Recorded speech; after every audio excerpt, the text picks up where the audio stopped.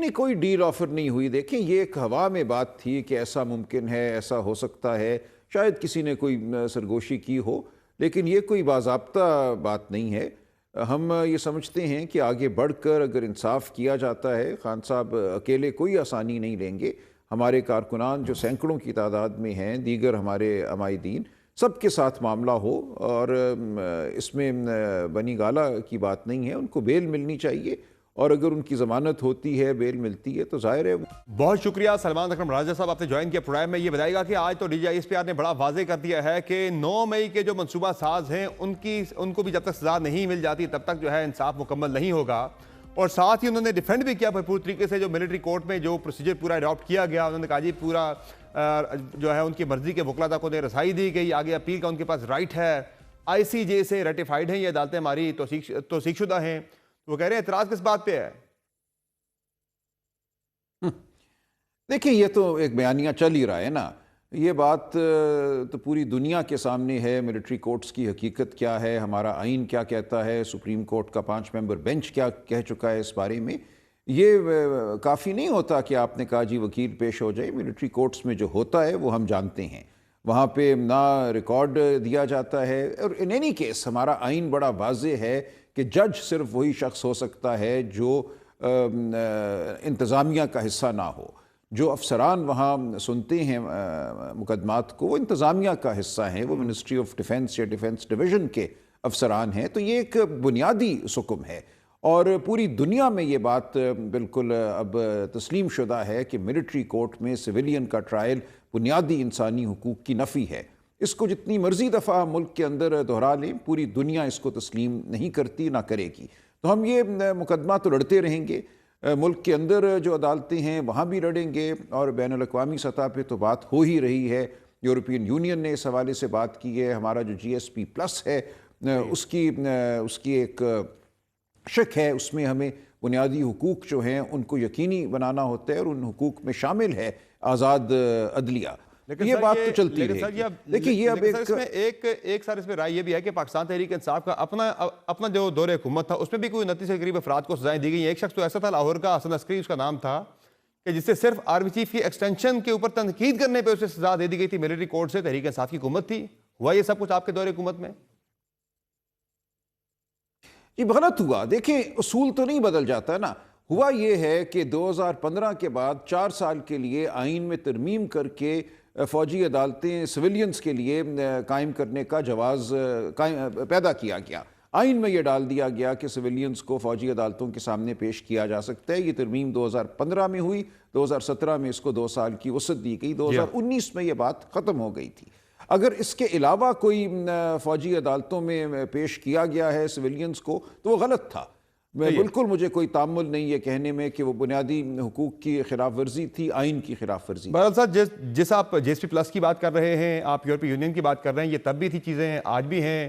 اور دوسرا سر ایک تنقید یہ بھی آ رہی ہے, ایک انکشاف یہ سامنے, آپ نے بھی اس پہ رسپونڈ بھی کیا بھی ہے ٹویٹر پہ آلریڈی, کہ جو وکلا تھے, جو اچھے وکلا جو ہیں, جو تگڑے وکلا ہیں پاکستان تحریک انصاف کے, وہ ان کارکنان کے ڈیفنس میں ملٹری کورٹس کے اندر پیش ہی نہیں ہوئے. نہیں, یہ کوئی تنقید نہیں ہے, بالکل پیش ہوئے ہیں. تمام جو وہاں پہ جن لوگوں کو پیش کیا گیا ان کو وکلاء کی معاونت حاصل تھی. اب آگے بات چلے گی, ہم ان معاملوں کو ہائی کورٹ میں, سپریم کورٹ میں ضرور چیلنج کریں گے, اور جو وکیل بھی جو کوئی شخص کرنا چاہے گا وہ اس کو میسر ہوگا. سر دوسرا یہ بتائیں کہ اس سارے معاملے پہ اب آگے کے والے سے ظاہرہ وہ کہتے ہیں منصوبہ ساز جو ہیں ان تک یہ معاملہ جائے گا, تب تک انصاف مکمل نہیں ہوگا. تو بظاہر لگ تو یہی رہا کہ خان صاحب بھی اس کے شکنجے میں آئیں گے. دیکھیں جو مرضی ان کی یہ کریں, یہ چیز جو ہے بوجھ بنتی جائے گی پورے نظام کے لیے. دیکھیں آپ ایک تنہائی میں نہیں رہ رہے اس دنیا میں, آپ نے دنیا سے معاملات کرنے ہیں. یہ کہنا کہ ایک سابق وزیر اعظم کو سزا دلوائیں گے, ہماری عام عدالتیں موجود ہیں, ایک ثانیہ آپ پہلے کر چکے ہیں بھٹو صاحب کے ساتھ, ان چیزوں کو دہرانا ہمیں نہیں چاہیے, ہمیں کچھ نہ کچھ سبق تو سیکھنا چاہیے. اچھا سلمان اکرم, بالکل ایک بچگانہ روش ہوگی اگر ایسا کیا گیا. اچھا سلمان صاحب, ایسا ہے کہ اب ایک طرف یہ سارا کچھ ہوا, مذاکرات بھی ہو رہے ہیں آپ کے حکومت کے ساتھ, جس کا D G I S P R نے خیر مقدم بھی کیا. انہوں نے کہا یہ اچھی بات ہے کہ سیاسی جماعتوں کو آپس میں بیٹھ کے بات چیت کرنی چاہیے, اور وہ ہو بھی رہا ہے. تو یہ بتائیں کہ سامنے تو بظاہر تحریک انصاف کی 2 ڈیمانڈز آئی ہیں، ایک تو 9 مئی کا معاملہ ہے، دوسرا 26 نومبر کی معاملے کے جوڈیشل کمیشن کے ذریعے تحقیقات ہیں۔ 26 نومبر والے کے حوالے سے تو اطلاع جاری کہ شاید حکومت مان جائے گی۔ 9 مئی کا معاملہ تو کچھ سزائیں ہو چکی ہیں، کچھ شاید مزید ہو جائیں، اس پہ شاید تحریک انصاف یہ بھی دے رہی ہے، اور مزید 4 ڈیمانڈز آپ کی طرف سے جو ہے وہ سننے میں آئے کہ بظاہر 2 ہیں، لیکن ویسے 4 ڈیمانڈز جو کہ شاید اگلی مرتبہ آپ لکھ کے بھی دے دیں، جن میں خان صاحب کی رہائی ہے، باقی کارکنان کی رہائی ہے، 8 فروری کے انتخابات کے آڈٹ کے حوالے سے مطالبات ہیں آپ کے۔ یہ چاروں ڈیمانڈز آپ لکھ کے دیں گے اگلی ملاقات کے اندر جو آپ کی سٹنگ ہونے والی ہے 2 تاریخ کو؟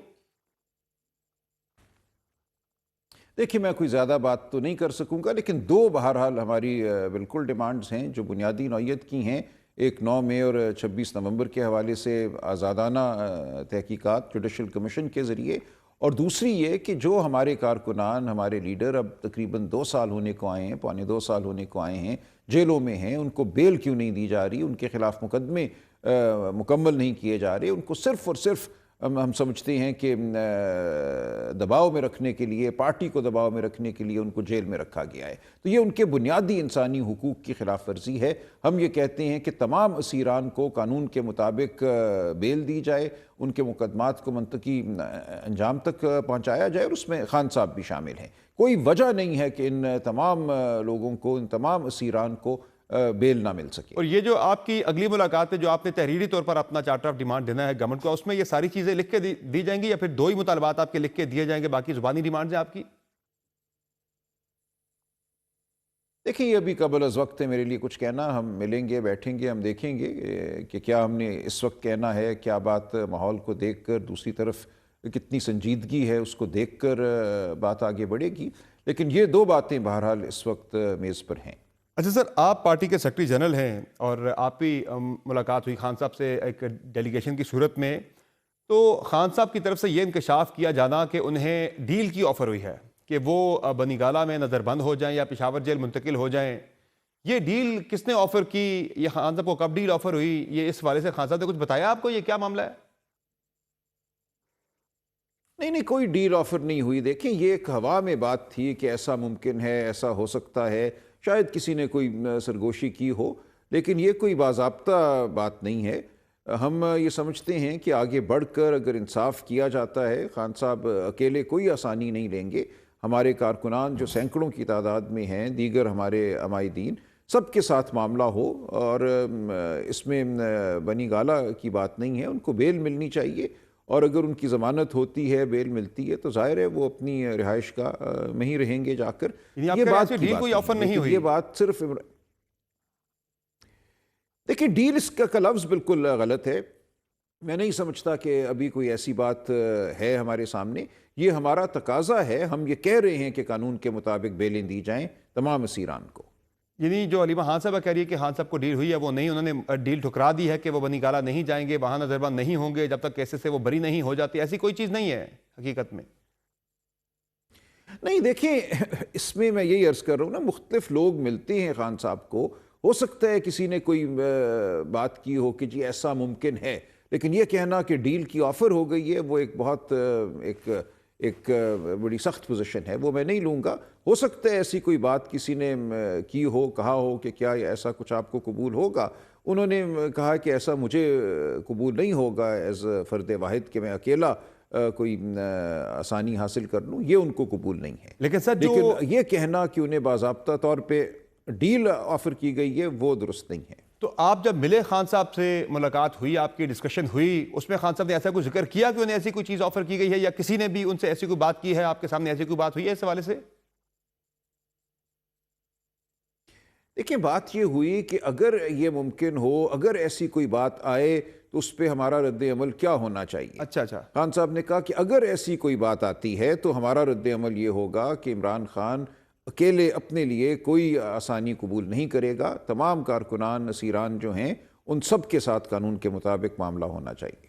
یعنی یہ بنی گالہ اور پشاور والی جو بات تھی، یہ سب آپشنز تھے جو آپ کی پارٹی نے، جو مذاکراتی ٹیم نے خان صاحب کے سامنے رکھے کہ اس طرح کے آپشنز وہاں سے آ سکتے ہیں، تو اس پہ آپ کا رد عمل کیا ہونا چاہیے؟ یعنی آپ نے پریمپٹ کیا کہ ایسا اگر ہوتا ہے تو اس پہ کیا ہونا چاہیے، ایسی نہیں کہ کوئی سرٹن بات نہیں تھی جو میں سمجھا ابھی تک آپ کی گفتگو سے؟ جی ایسا ہی، اور یہ ہم نے نہیں رکھے، یہ باتیں اخباروں میں آگے پیچھے چل رہی تھی نا، خان صاحب کو کچھ اخبارات تک دسترس ہے، تو یہ باتیں چل رہی ہیں۔ کالموں میں چل رہی ہیں، آگے پیچھے ہیں، تو ہوا میں تو ایک بات ہے نا. تو اس حوالے سے ہم نے اپنا موقف بالکل واضح طور پہ بیان کر دیا ہے کہ عمران خان صاحب اپنے لیے کوئی آسائش یا آسانی قبول نہیں کریں گے جب تک تمام اسیران کے ساتھ قانون کے مطابق معاملہ نہیں ہوتا اور ان کو ضمانتیں نہیں ملتی. آپ کو لگ کیا رہا ہے؟ ظاہر آپ تو پہلی ملاقات میں موجود نہیں تھے، جو گورنمنٹ کی ٹون ہے جو آپ کو نظر آ رہی ہے اس میں کہ وہ خان صاحب کی رہائی کی طرف جا سکتے ہیں، فلیکسیبلٹی اتنی آنے والے دنوں میں دکھائی جا سکتی ہے؟ آپ کی ہوپ کیا ہے اس حوالے سے؟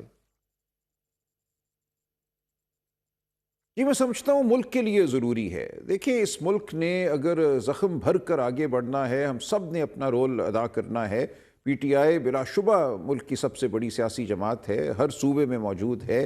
ہم پاکستان کی میں کہوں گا ایک وسطی جماعت ہیں، نہ ہم مذہبی جنونیت پر مبنی کوئی سیاست کرتے ہیں، نہ لسانی منافرت پر سیاست کرتے ہیں. ہم وہ جماعت ہیں جو پاکستان کو تھامے ہوئے ہے، نظریہ پاکستان کو تھامے ہوئے ہے. لہٰذا ہمارا ایک مرکزی کردار ہے پاکستان کی فلاح میں، پاکستان کی سیاست میں. تو اس کے لیے ضروری ہے کہ ہمارے اس کردار کو، ہمارے اس رول کو مانا جائے اور ہمیں موقع دیا جائے کہ ہم پاکستان کی فلاح کے لیے کام کر سکیں. عوام کی جو رائے ہے اس کو مقدم جانا جائے.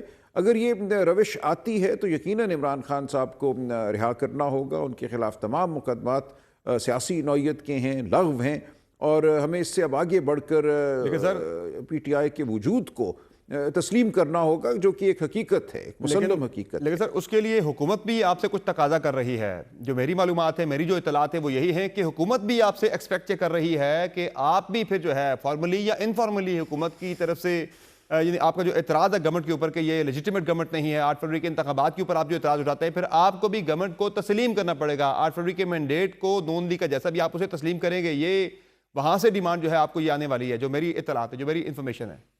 پھر آپ بھی یہ ماننے کو تیار ہو جائیں گے ملک کو آگے بڑھنے کے لیے؟ دیکھتے ہیں نا کہاں جاتی ہے بات، دیکھتے ہیں نا بات کہاں جاتی ہے. تمام مذاکرات تو آپ اور میں نہیں کر لیں گے نا. جی. بات جب ہوتی ہے تو باتوں میں سے بات نکلتی ہے. ہم دیکھیں گے بات کہاں جاتی ہے، اور ہمارا ایک اصولی موقف ہے. ہم اپنے اصولی موقف سے تو نہیں ہٹیں گے، لیکن کوئی گنجائش کس طرح پیدا کی جاتی ہے وہ دیکھا جائے گا. لیکن ہم بالکل عوام کے ووٹ کے ساتھ کھڑے ہیں. عوام نے جو مینڈیٹ دیا ہے اس کے ساتھ کھڑے ہیں. اس مینڈیٹ کو جو سلب کیا گیا، جو چرایا گیا، اس کے خلاف کھڑے ہیں. یہ ہمارا موقف بالکل واضح ہے. کچھ چیزوں پہ آپ کی ہارڈ لائن ہوتی ہے، تیار ہوئے ہیں. کچھ چیزوں پہ آپ کی بڑی سخت آپ کا دو ٹوک موقف ہوتا ہے کہ اس معاملے پہ تو ہم پیچھے نہیں ہٹیں گے.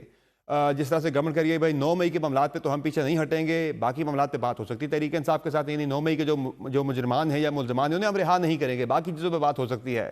اس طرح سے وہ 8 فروری کی آپ سے بات کریں کہ 8 فروری کا آپ ان کا مینڈیٹ تسلیم کر لیں، پھر بات آگے ہو سکتی ہے. تو آپ کی ہارڈ لائن اس پہ کیا ہے کہ آپ ان کے اس پہ بات ہو سکتی ہے، فلیکسیبل ہیں اس پہ، یا اس پہ کسی قسم کی بات نہیں ہوگی؟